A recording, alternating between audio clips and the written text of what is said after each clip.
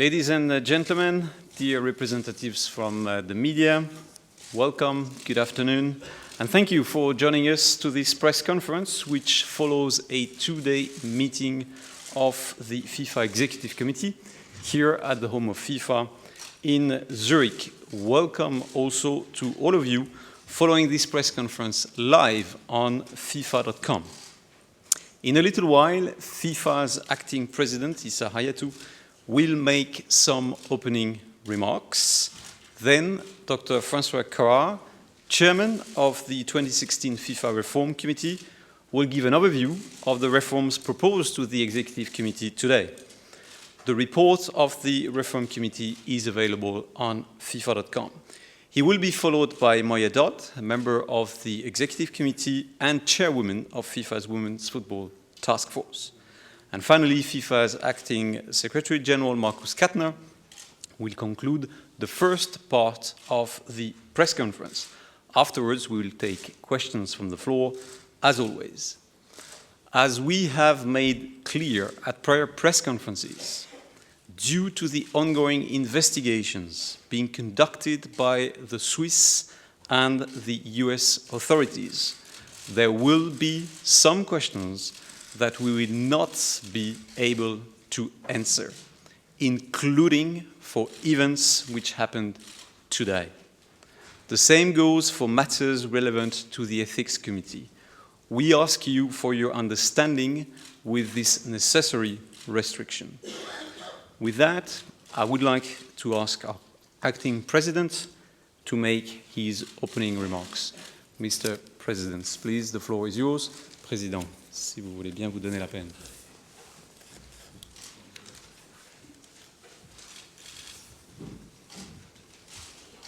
Yeah. Good afternoon.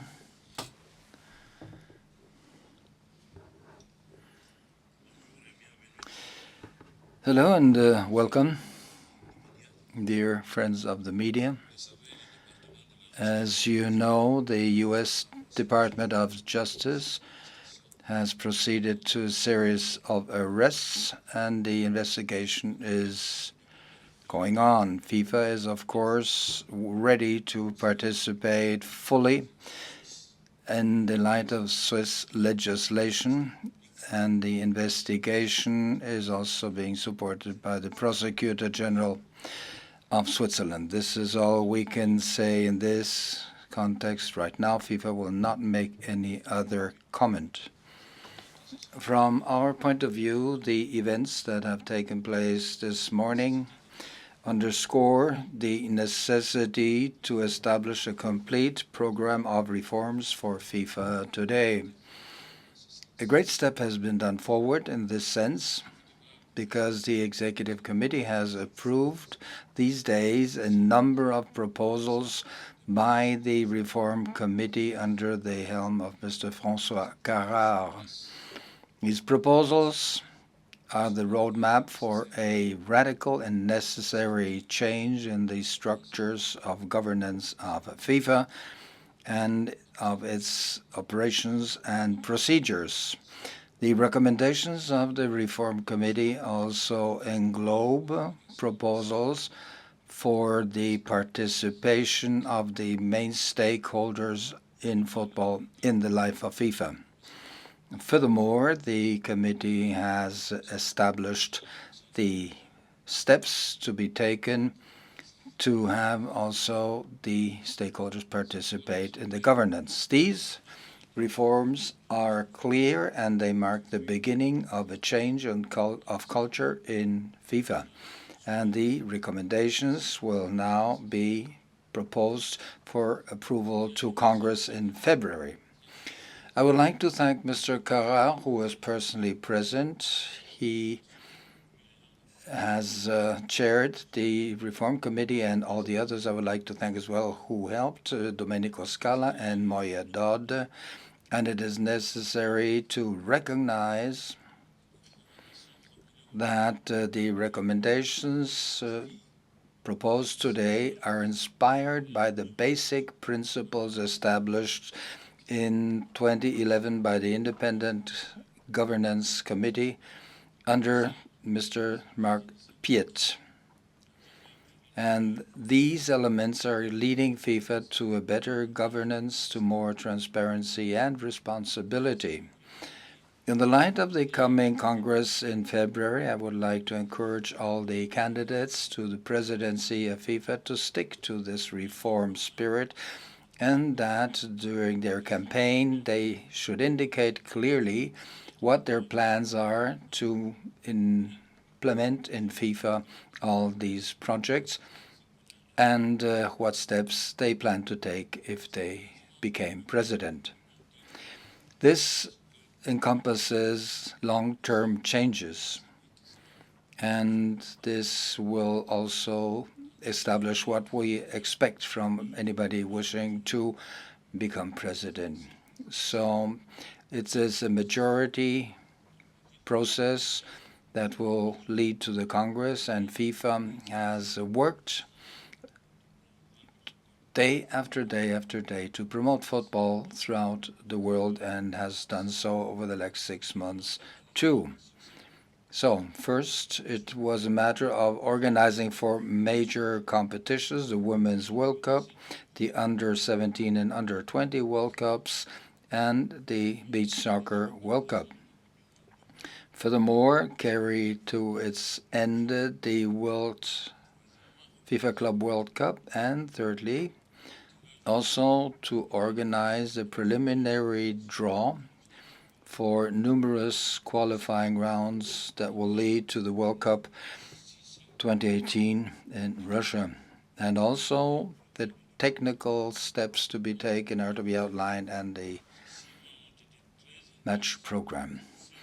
All these last months have indeed been very difficult for all those here in Zurich, and their excellent work deserves to be commended. And before inviting Mr. Carrard to outline the proposals of the Reform Committee, I would like to underscore an important development in FIFA which we have announced yesterday, and this has to do with human rights. In the light of the Committee of FIFA for the Human Rights, FIFA has asked the Congress to approve the insertion of a new article in the statutes of FIFA that will invoke the obligation for this body to take into account human rights and to see to it that these rights are protected. This is an important step in our continuous commitment for reforms. And other information as to the efforts made by FIFA as to human rights will be announced shortly. One last remark concerning our deliberations this morning. The Executive Committee has also discussed the proposal by the Reform Committee and also has talked about the number of teams participating in the FIFA World Cup and to increase possibly the number from 2026 on. We have not taken a decision. We are discussing this increase. I would now like to give the floor to Mr. Carrard to talk about the deliberations he has headed over the last few months. Mr. Carrard, please.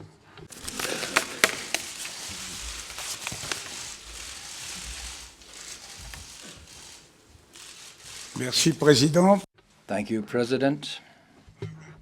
Speaking in English, but later on I'll take questions in French or other languages as well. Good afternoon. As chairman of the 2016 FIFA Reform Committee, it's a privilege to have this opportunity to present to you the status of our work. I think we've had a very important step this morning. I think it is also the beginning of a very important process so that FIFA can renew itself. We all know, you all know, that FIFA is going through a major crisis. As we also all know, a crisis is a unique opportunity for a change, for renewal, and for commencing a new period of its very rich history. That's what the committee I've had the honor to chair and to coordinate, because as chairman, I'm essentially a coordinator. We are committed, and we have been working very hard since our appointment in August to deliver this report today, and what I consider as, I insist on this, the beginning of a full reform process. The status can be compared to, I would say, like a train which is leaving with the main engine starting, and the train is on the track. The next station, the first station, will be a very important one, will be the Congress, and there will be further stations along the course of the train. What I would like also to underline before covering some of the reforms which we have presented is the impressive unanimity of the Executive Committee to approve the entire package of reforms which we are submitting. I must say it was impressive this morning to see all members absolutely without any exception supporting and showing their determination to carry out this reform process. The next step, of course, major step, will be the Congress in February. The unanimity which I noticed was also the consensus, unanimous consensus, which we achieved within the committee. And mind you, this is not such a simple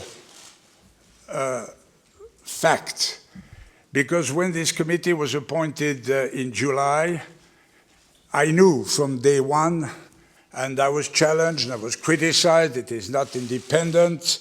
You are maybe somehow independent, but the members of the committee have been designated by the 6 confederations, which is absolutely true.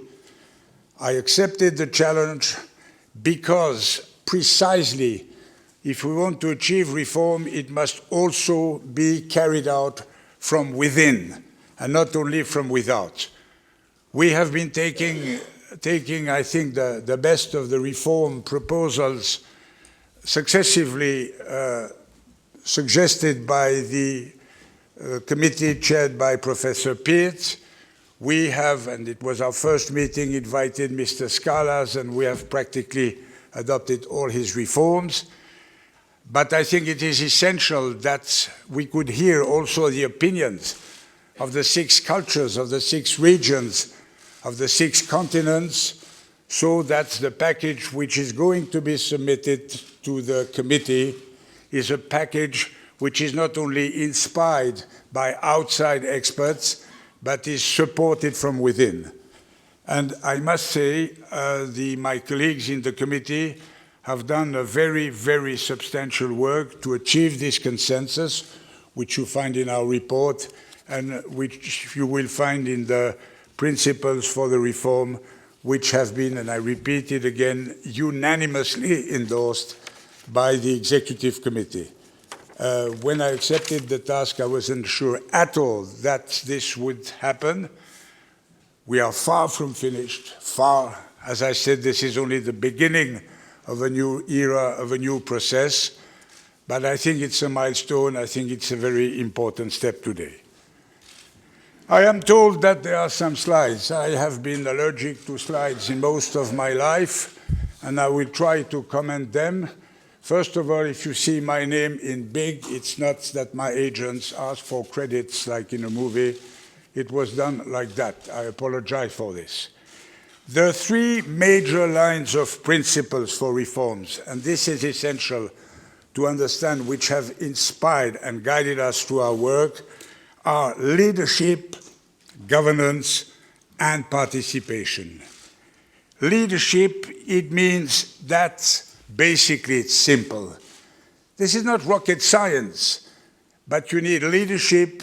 It's the human factor, you will need, if a reform process is going to be achieved, it is essentially based on the leadership from the top to inspire and convey the message throughout the organizations, from top down to the grassroots, down to the last member association, the last player, the last stakeholder, the last coach. And leadership is a principle which has guided us and which we absolutely wanted to convey to the Executive Committee. Then we have, and I will get into them, some principles of governance. By the way, when I took the task to chair and coordinate this committee, I was not personally aware that a lot had already been accomplished by FIFA before. I was part of the public at large. I did not even know, for instance, that the members of the Executive Committee, most of them were not elected. I did not know myself that FIFA had already approved changes in its statutes so that the awarding of the World Cup is not a decision by the ExCo anymore, but by the Congress.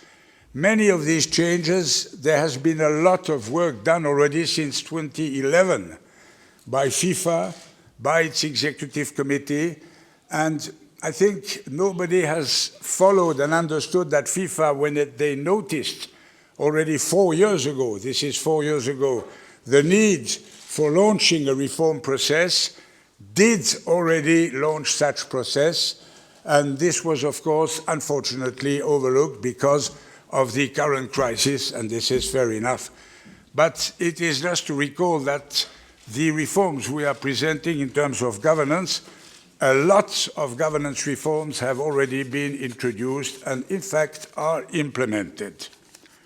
The third line of principles for the reforms is participation, greater participation at all levels, greater participation, and I'm proud that we have here the most important, probably, woman in FIFA today, the greater participation of women at all stages, football, leadership, and wider participation also for all member associations, and we have some proposals which would tend to enable FIFA to convey these principles throughout the institution from top down to the last stakeholder. Next slide, please. We are proposing and recommending, I will get into more details relating to the FIFA Council. The current Executive Committee, which has a status which is frankly not totally clear, will be disappearing and replaced by a FIFA Council, which will have a more strategic, representative, supervisory board, like you would compare it, if you compare it to the corporate world, to a real board of directors, not mingling into the day-to-day operations, to the management, but really exercising an overall political, strategic oversight, setting the policies, defining the main guidelines for FIFA, but not getting involved into day-to-day business or so.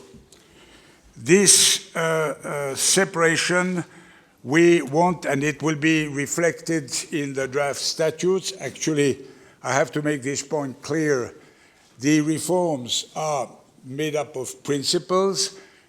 Many of the principles will be found in the draft statutes, which will be submitted to the Congress. Some of them also to be inserted into the regulations, because sometimes the devil is in the details.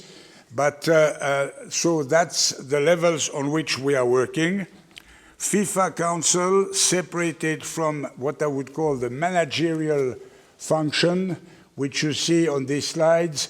You see that the FIFA Council defines the policies, defines the strategies, and then it's for the implementation. It's an enhanced General Secretariat with a Secretary General who will be actually the FIFA CEO, which will be pivotal role and very important function more than ever. On the sides, in parallel, there is a report from the General Secretariat up to the FIFA Council, which is normal because, as I said, the FIFA Council supervises, oversees the General Secretariat, but the General Secretariat reports also to the fully independent Audit and Compliance Committee, which is currently chaired by Mr. Scala. And by the way, I have to thank Mr. Scala for the remarkable work which he has been doing and which has guided us a lot. So that's a fundamental change in terms of a principle, this clear separation. If I can go to the next slide, please. Thank you. It's a blank slide. This is to help you pause a bit, because you must be bored by now. Or this is censorship. If it is censorship, I will have here comes the slide, yeah. Now, you see various elements regarding this FIFA Council: elections, terms of office, and numbers. I begin with the numbers. 36 members, or some people will say, you must be crazy. Everybody said you must reduce, have a smaller board. That's not what we want. This is not a board in the sense of management board. The management function, as I just said, is to be carried out by the General Secretariat under the guidance of the CEO. The Council has, as I said, a political, a strategic, and a representative function. If we want to enlarge participation at all levels, we must ensure a larger participation so that the universal principle of the activities of FIFA can be conveyed throughout. A main, of course, element of this increase of numbers is the enlargement of the presence of women.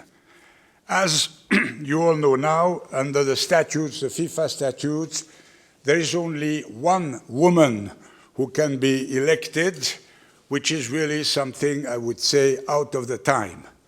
We have proposed and decided and proposed that each confederation, each continent must have at least one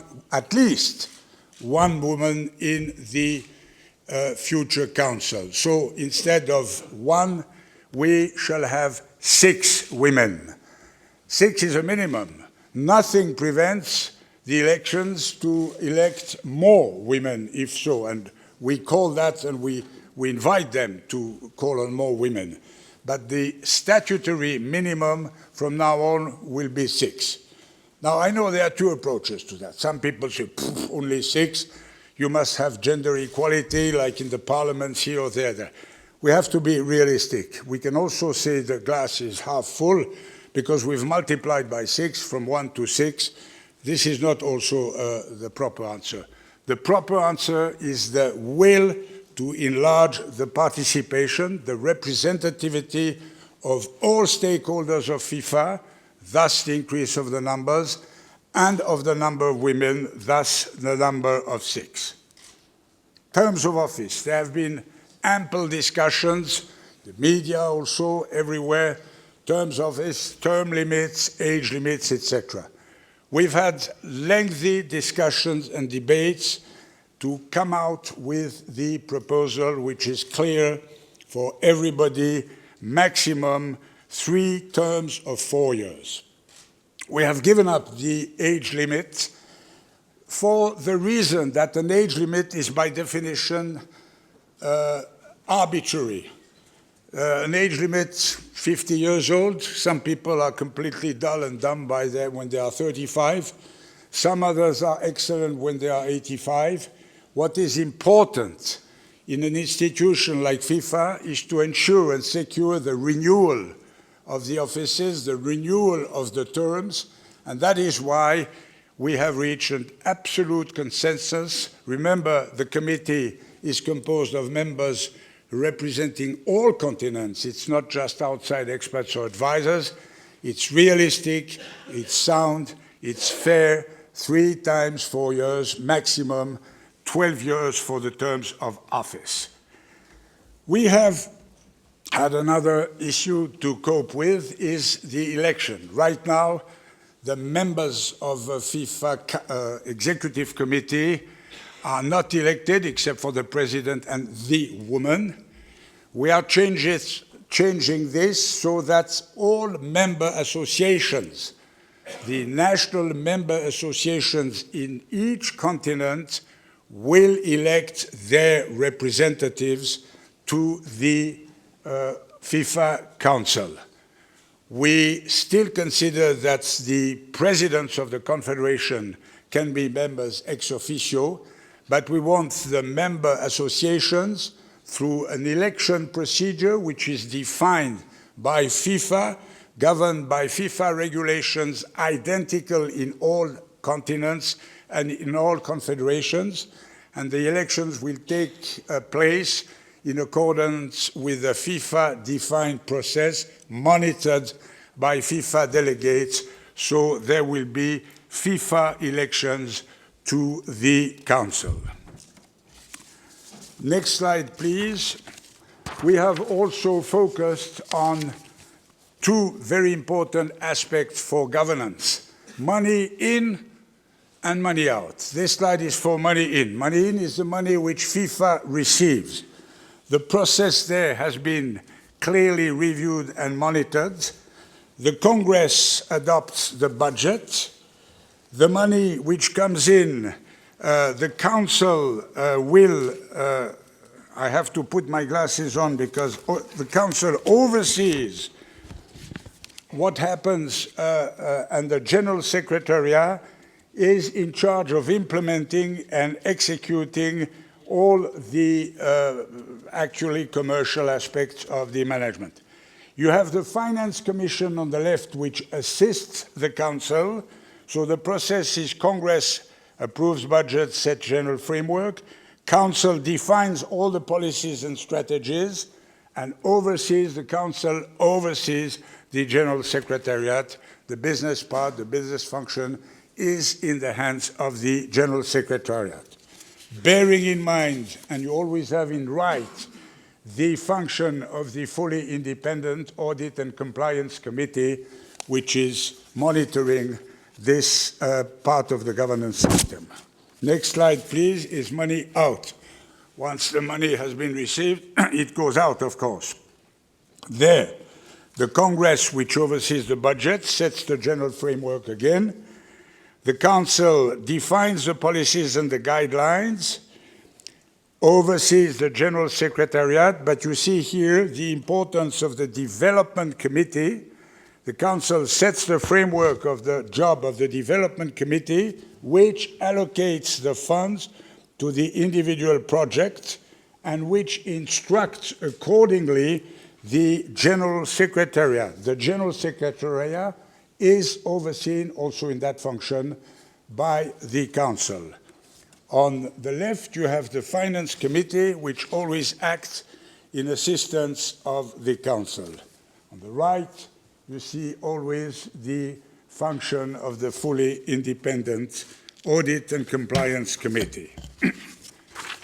Getting now to the third set of principles which have inspired our work, I would say are the principles of participation. Participation, we have made an analysis of the way the universal participation can best be ensured. Until now, there are very many standing committees. We, the members of the committee, after carefully making an analysis of the situation, have reached the conclusion that the number of these standing committees must be reduced so that they are more efficient. So we are proposing a reduction from 26 to 9. Why? Because some of these standing committees were just the opportunity to ensure participation of all associations, all member associations, and we think this can be achieved in a different way. And the way it can be achieved, it's the fourth point in this slide, it's a new institution which are the annual member conferences. We have introduced, and this will be in the statutes, the principle of FIFA holding at least annual, maybe even biannual conferences, gathering all leadership of all member associations, not to debate or vote or to elect or anything like that, but to take care of most important topics so that FIFA can convey the right messages. It could be a topic of governance, it could be a topic of sport, it could be any important topic, but at least once a year, and this is the way to bring the people together so that they can get the message, so that there is a permanent liaison between the top and the, I would say, the basics. The next proposal we have is to ensure that in the Finance, Development and Governance Committee that we include a requirement for, in each of these cases, minimum number of independent members. And we offer a proposed definition of independence. By the way, I forgot, and I'm sorry because this package of reform is abundant, I forgot to tell you that within the General Secretariat, under the CEO, we introduce a new office, which is Office of a Chief Compliance Officer, because we think that to monitor and check the governance, the independent committees are not enough, and within the Secretariat there will be reporting both to the Secretary General CEO and to the Chair of the Audit and Compliance, a new Chief Compliance Officer. We think this is an important element of governance. I'm sorry that I omitted that earlier. We have proposed the creation of a new Football Stakeholders Committee to include members representing all the key stakeholders in the game. We are thinking of the clubs, we're thinking of the coaches, we are thinking of all general stakeholders very important for football, and there would be a new committee. All this is to enlarge participation. We have made this suggestion, and the President, Acting President Hayatou has mentioned it, to increase the number for 2026 of teams. This is not within our remit, 32 to 40. The Executive Committee has been extremely receptive to that, but will take later its own decisions. The reason for us to mention this is again thinking of enlarging participation, opening up more. That's the reason behind our own thinking. We have also, well, I recall in terms of participation, I just mentioned it, the increase of seats for women on the Council. This is, in a nutshell, the package of reforms which has been proposed to the Executive Committee. And we are honored to see that the Executive Committee has approved our proposal by a unanimous decision. I have to add one point, because I know this is an element which has been discussed on a number of occasions, an independent advisory group. I've always said, and this has been confirmed to me today by the Executive Committee, that there will be a need for an independent advisory group. The concept has slightly changed because of time constraints. It was not possible because of the advance of the ExCo meeting to the early December to gather an advisory board before we submitted this package of reforms, which was so urgent. But the new concept, which has been discussed and approved by the Executive Committee, is that there will be a small independent advisory group. I will not disclose any names today. I have some names in my pockets, but I have to have them confirmed, which will accompany for a time the reform process itself and come with maybe improvements and further suggestions. And I expect that advisory group to be active let's say in January, but certainly before the Congress. Mr. President, I've been far too long, I'm sorry, or far too short, because the reform process is a huge task. I just want to thank you, Mr. President, and the members of the ExCo for following the proposals of the Reform Committee. I can ensure that this Reform Committee is totally committed to this reform process. I am aware that the road will be difficult. The challenge is there, and the task is by far not finished. It's only the beginning. But I think that FIFA today is showing its determination by sanctioning these proposals, has shown its clear will to go for a reform. That reform will take place. The next station for the train is, of course, at the Congress. Thank you, Mr. President.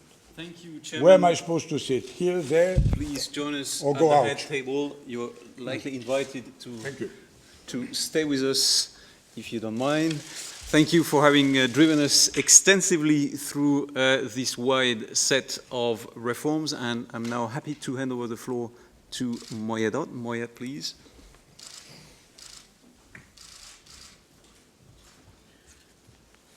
Thank you very much, Nicholas. Thank you and good afternoon. I'm very pleased to be here today to participate in what must mark the beginning of a transformation to reform and repair the organisation of FIFA. I'd like to comment on one area of the game and of the reform proposals that is of special concern to me, and that's the role of women. In recent weeks, we've seen a wave of global interest from women and from men supporting more women in FIFA. And yes, that's a hashtag, hashtag Women in FIFA, and it's reached millions of users on social media. There's been a chorus of voices calling for greater inclusion of women in decision-making and a fair share of investment in the women's game. We've seen a deluge of support from sports people in football and beyond, from governments and NGOs, from Billie Jean King to UN Women, and from every part of the globe. Voices have been raised calling for gender balance in football to be embedded as part of these reforms. Why?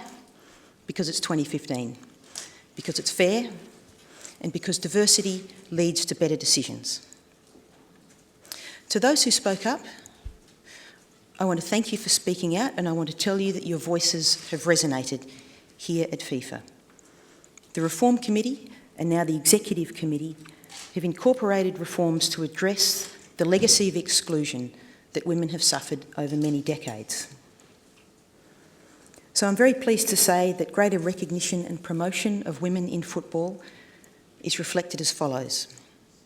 First, that FIFA should recognise that women represent the biggest growth and development opportunity to football, and that governance at all levels needs to include more women in order to create a more diverse decision-making environment and culture. Secondly, as you've heard, there should be a substantial increase in the number of voting seats on the FIFA Council for women, and that each confederation should have not less than one voting FIFA seat reserved for women. And third, FIFA's statutory objectives must include promoting the development of women's football and the full participation of women at all levels of football, including in governance and in technical roles. Further, all members and confederations of FIFA must commit to respect for women and promotion of gender equality. That means using efforts to ensure that the game of football is available to and resourced for all who wish to play the game, regardless of gender. These recommendations, if approved by Congress in February, will be a landmark on a long journey towards gender equality for women and girls who represent the future growth of the game. I thank my colleagues on the Executive Committee for their support of this vision. As you've heard, the decision today was unanimous. If I can put that in football terms, we had a team meeting and we decided that we'd play a compact block to protect this goal. This is not only a women's issue, it's a boost to good governance and integrity. It's a profound cultural shift. It's about diversity, inclusion and respect, and that's good for the game and good for the world. Thank you. Thank you very much, Moya, and please join us at the head table as well. Now I'd like to hand over the floor to our Acting Secretary General, Markus Kattner, for his closing remarks before we take questions from the floor. Markus, please. Thank you, Nicolas. So I also will be relatively brief. Good afternoon, ladies and gentlemen. I would like to shortly address two topics. First, I would like to summarize and highlight again the elements of the reforms which we consider to be the most important ones from a good governance perspective. And second, I would like to provide you with an outlook on the way forward. Regarding the key elements of the process, it has been said, and I also want to repeat it, I am very happy to confirm that the reform proposals have been approved in full and unanimously by our Executive Committee today. This is a major milestone for FIFA, and we are all very happy about this. So let me see. We have 9 points which I would like to highlight. You have seen the comprehensive report by Dr. Carrar, which shows that the reform project was a very complete and very comprehensive one, and I just want to summarize the most important elements which we consider important from a governance perspective. First, clear separation between the political, meaning the council, and the management functions, meaning the general secretariat. Second, term limits for the FIFA president and FIFA council members, as well as the independent committees. Third, disclosure of compensation, including the FIFA president, the council, the FIFA secretary general, and the independent chairman. Fourth, enhanced control of money flows. Fifth, universal good governance principles for confederations and member associations, which they need to include in their respective statutes. Sixth, election of council members supervised by FIFA and in accordance with FIFA's own electoral regulations. All candidates are subject to comprehensive eligibility and integrity checks conducted by an independent FIFA review committee. 7, greater recognition and promotion of women in football. 8, human rights enshrined in our statutes. And 9, new football stakeholder committee, including players, clubs, leagues, and so on. What is the path forward? Over the past several months, there has been much focus on the reform efforts led by Dr. Carrar and the upcoming presidential election on February 26. These are all critical matters and vital to the future of FIFA, but they are just the first steps in FIFA's transformation. Our ultimate goal is to be and to be perceived as a modern and trusted professional sports organization. We in FIFA have been focusing on the medium and long-term priorities for FIFA.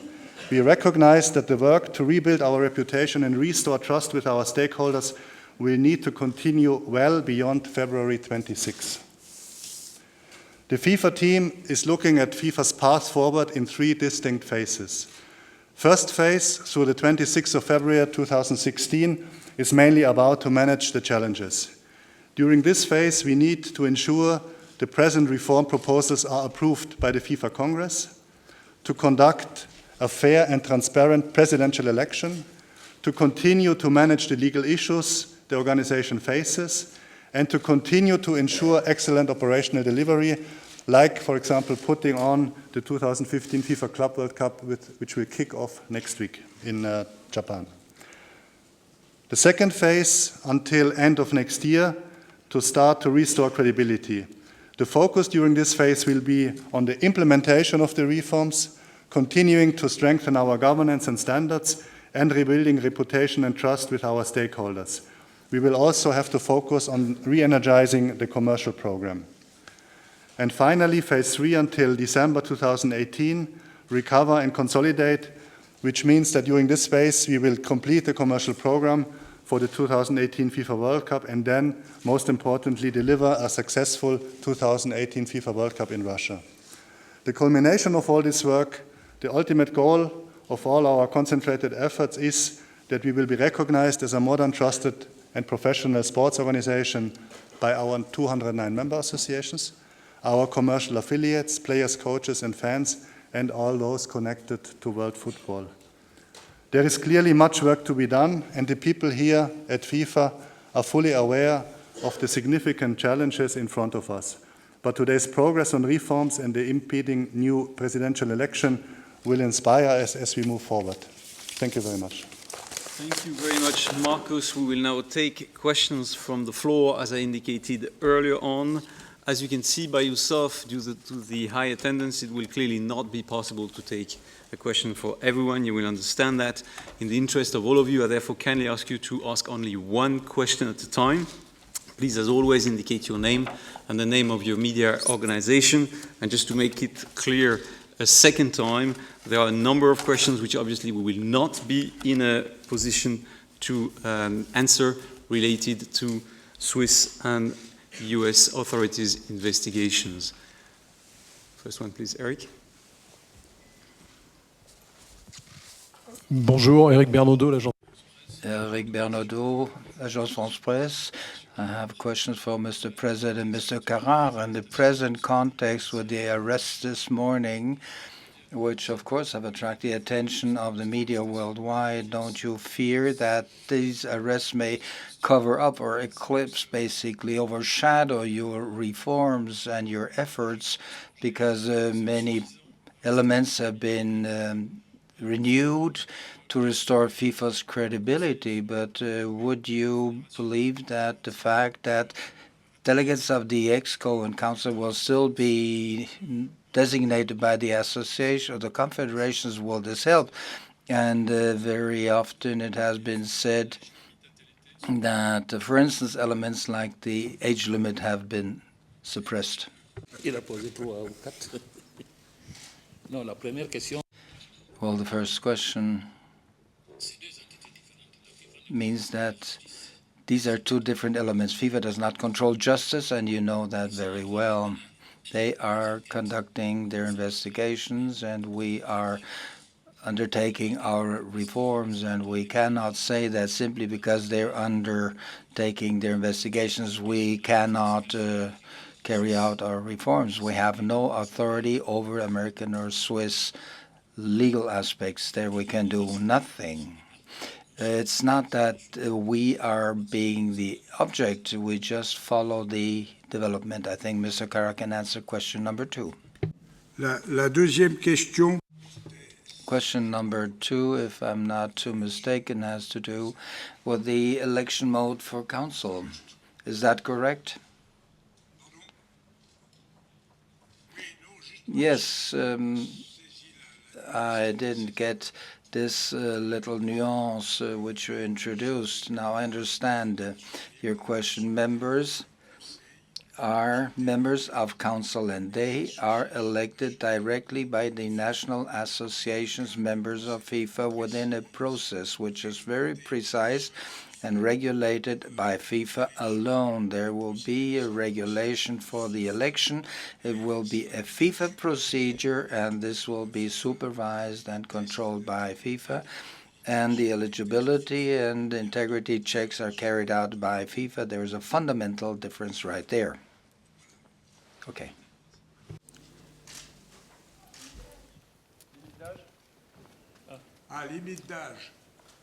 The age limit. The age limit, as I said, this is, of course, in a certain sense, arbitrary. It ensures the necessary rotation within a great association, and this can be achieved by a rotation, and this has led to abundant discussions.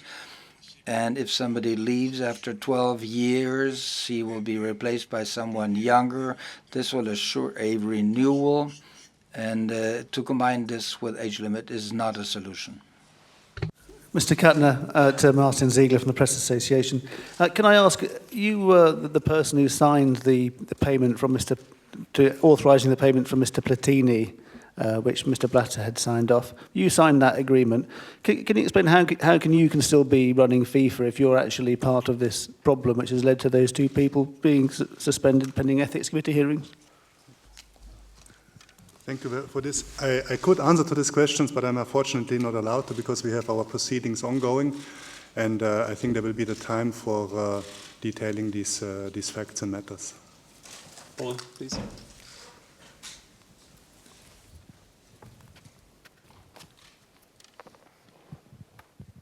Paul Kelso, Sky News. A question for Mr. Hayatu. You were accused in the British Parliament of receiving a $1.5 million bribe connected to the award of the Qatar World Cup. So my question is, Are you corrupt? And Mr. Hayatu, is FIFA corrupt?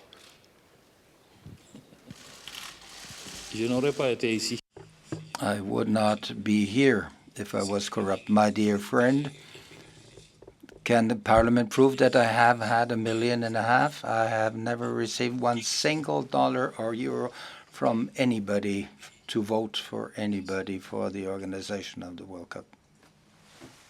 I would like to remind that we're here to talk about the meeting which has taken place over the last 2 days, and especially this morning on reforms. Andy, please.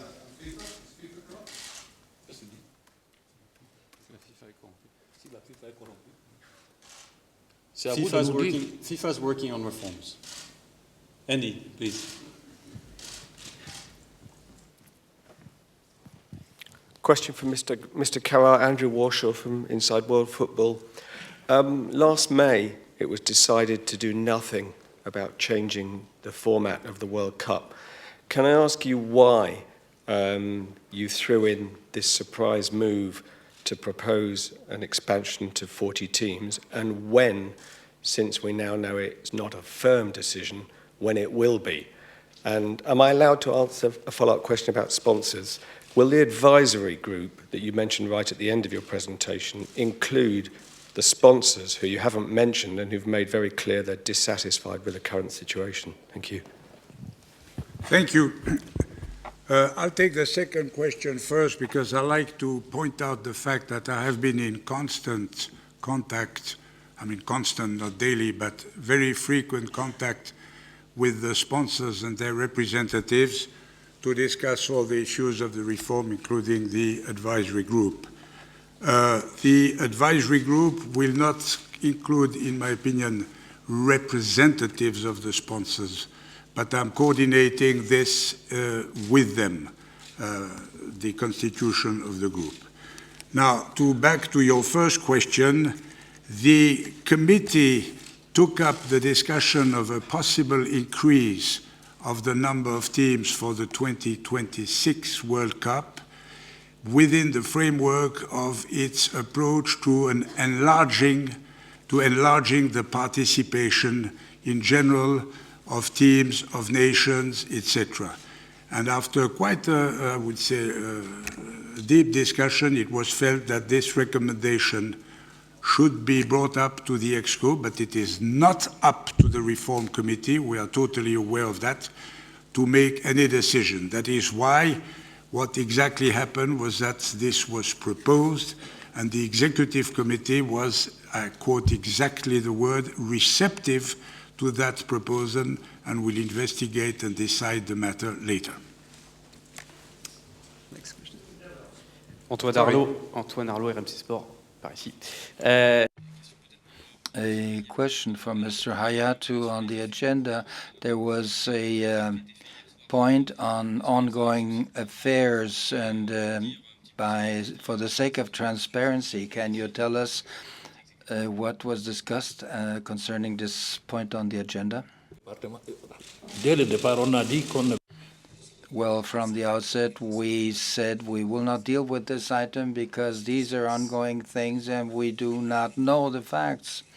How can you expect us to talk about that to you? Use the microphone, but I think the question has been actually answered. Charlie, please.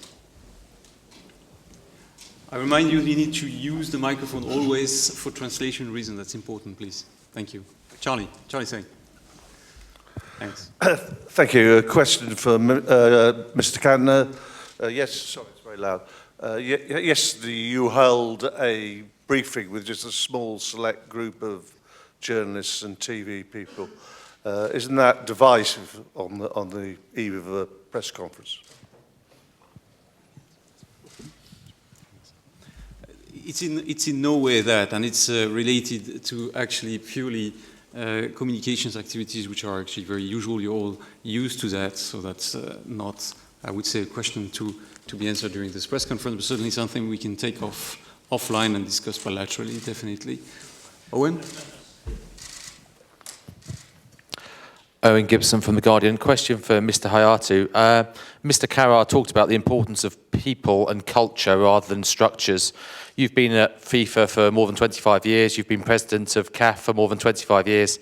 FIFA's reputation couldn't be lower. It's in crisis. How can people like you who've been involved in creating this problem be part of the solution?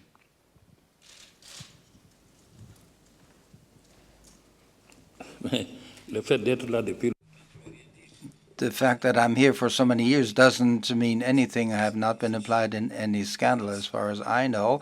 If you have proof that I have been involved, I'm willing to receive these proof elements and then discuss them. But as it stands right now, FIFA is not corrupt. We have individuals who have shown a negative behavior, so do not generalize a situation. There's lots of people for more than 20 and 30 years in FIFA and have not been accused of anything, and they're not guilty of what is happening right now. You have seen the solution, or one part of the solution we have achieved today, and this solution we have achieved because the Executive Committee under the chairmanship and presence of Issa Hayatou has come to this unanimous decision. So I think it demonstrates that it's an important step towards the solution. Next question, please. Une question pour Madame Dodd.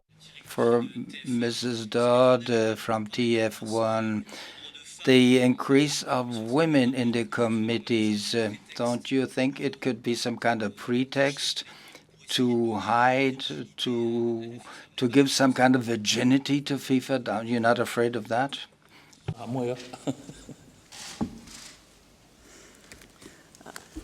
I think what you're asking me is whether the 6 women who will be elected are going to be token women who are there for decorative purposes or for appearance. I would invite you to look at the record of women who've come onto the Executive Committee up until now and see if you think that that's the only function we've served, and you can extrapolate from there. Yes, please. Sébastien Hazard, France Info. Sébastien Zaf, a question for Mr. Carrar. The measures you have presented today, will they allow you to believe there will be less corruption problems in FIFA in the future? I cannot play with hypotheses. That's not my role. I can only talk about the clear proposals, and I can insist on one element when it comes to the principles of leadership which we're proposing, and this has to do with the human factor which will be determining. And if you have the will, you can do it. You don't need much paper. Jamil, please. Yes, Jamil Shad, Estado de São Paulo. It's about the 2 people that were not in the room today, Mr. Naput and Mr. Howitt. How is it that you approve actually a reform, and actually was going to be a big day today, when actually 2 of these guys would not fulfill not even what you're proposing? So what legitimacy is there? And for transparency's sake, Mr. Carrar, can you tell us how much you earned to do this job here? Thank you.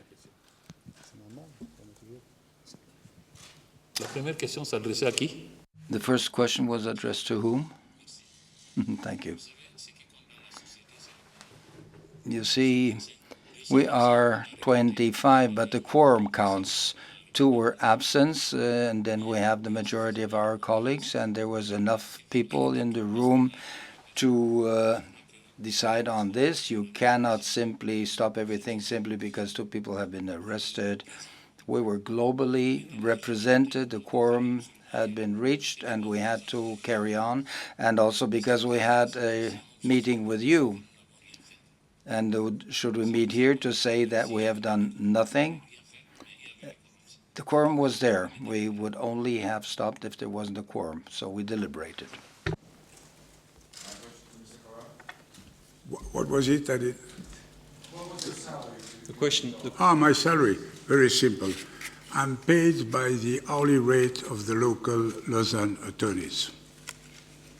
Next question, Richard, please. Richard Conway from BBC. Question for Mr. Katner. The message has been about a change of tone at FIFA, about changing the culture, about transparency, but yet today we've seen a proposal will go before the Executive Committee to increase the World Cup places from 32 to 40. Do you think that sends a signal that the old backroom deals are still alive and well in FIFA? There was no consultation about this. It could well have gone through. It may still go through, and yet the professional game, fans, countries, all the stakeholders didn't have any insight or input into this at all. I know that's now going to change, but does that show that the culture still has a long way to go? And quickly to Mr. Hayatu, I know you've had recovering from major surgery. I know that you're back and clearly working, but are you feeling okay? Because you appeared to perhaps fall asleep during the presentation. Are you up to this job of taking on FIFA through this reform process?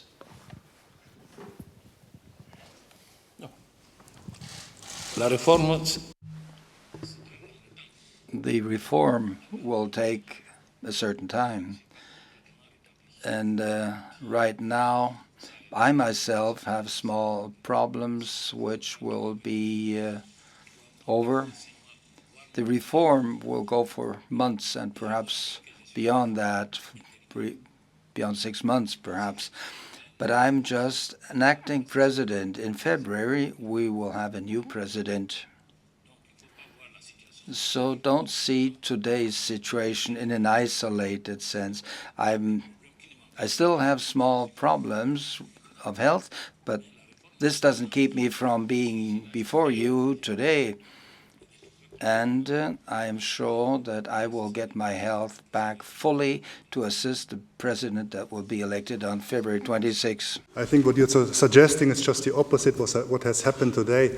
The fact that the Executive Committee was conscious of this topic and has deliberately taken the decision not to decide today about this topic proves that this is a different tone from the top and a different decision culture.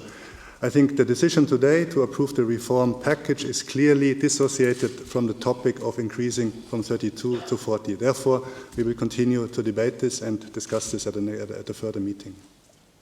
Next question, Ben, please. Alois. Ben Mopsy.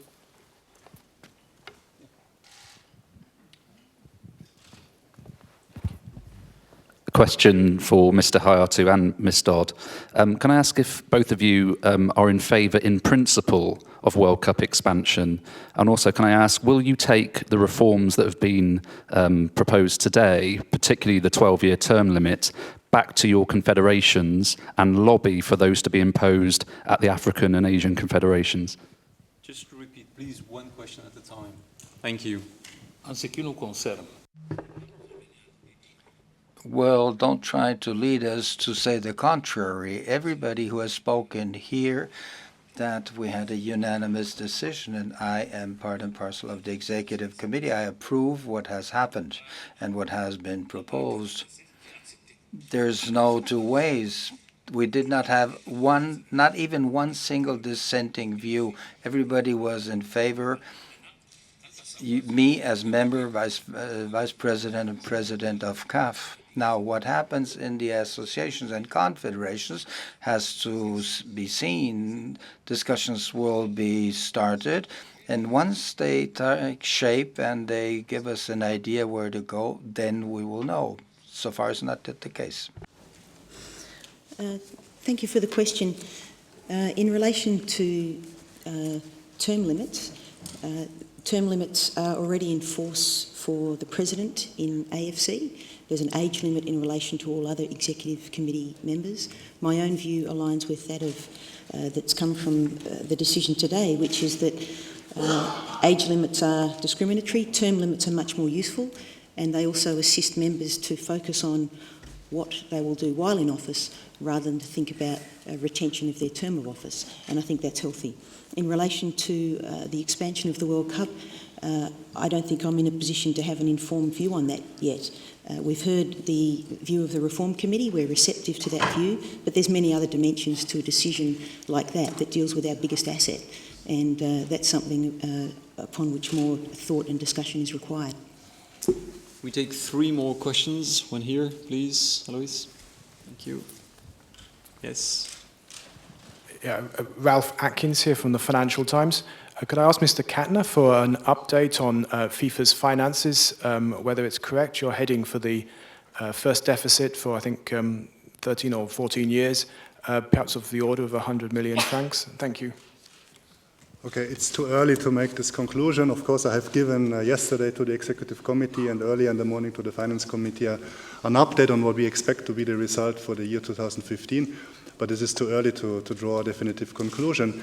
It is clear it's not an easy year. We had unforeseen additional cost, and also on the revenue side we have some challenges to cope with, but we will present the financial result of the year 2015 in March once we have completed the audit and once the figures are clear. Thank you.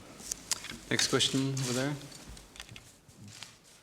Lee Wellings of Al Jazeera. This one is for Mr. Hayatu, as he is the acting president. I'd like to hear from him, please. If you take a step back from this meeting, you've got an organisation definitely in crisis, more arrests, more empty seats, an acting president who, through no fault of his own, is not well, current president suspended, reported concerns about finances, vital reforms, absolutely vital reforms which you've had to discuss, and yet we hear about an expansion to a 40-team World Cup, destroying what would be a perfect, absolutely perfect format. Isn't that, and this question's about your reputation, so FIFA? Oh.